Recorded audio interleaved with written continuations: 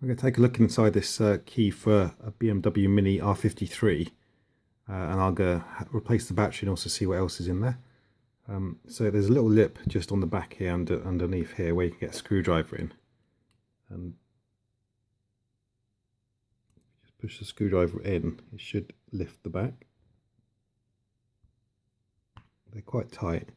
And once that's pulled up, you just have to lever it up and then across from the side here, because it's like caught underneath there, so you need to lever it kind of sideways. And the top comes off. And then inside there's a circuit board and there's a battery for the transmitter for the central locking and unloading the unarming the alarm. It's a CR2032 battery in there. But to get the circuit board out, a little tab up here, and I need to just put the screwdriver in this. There's a little sort of gap here by the PCB. I put a screwdriver in there whilst pressing back on the tab. Oh, didn't even need to do that.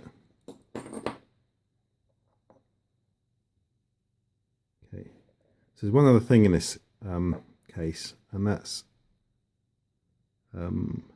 here in the top bit of the case.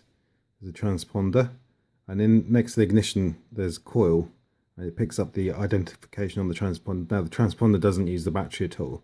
It gets its power from the coil on the steering lock, and it gets the code back, and it identifies what the key is with the ECU. So the ECU knows if the correct key or a valid key is in the ignition, and it won't start if it doesn't know about the key. But this is separate. This is just to arm and disarm the alarm. And when you press these buttons, you can see there's a little LED there which lights up. There's no hole in the front so you can see the LED on the actual key fob itself, but you can see that the battery is working, but it's probably an old battery and probably never even been replaced, so I'll replace it. There's a spring back here, so you should be able to lever on this side of the battery to against the spring, I think.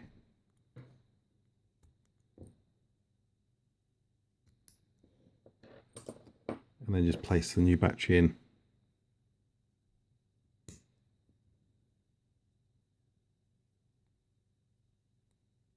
I don't know if it's any brighter than the LED, but it's working, so that's what I need to identify.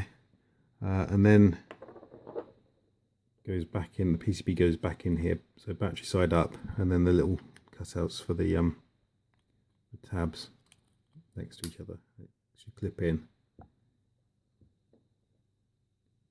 And then the case goes back on from back to front, so get the lip in the top bit first, and then just push it on.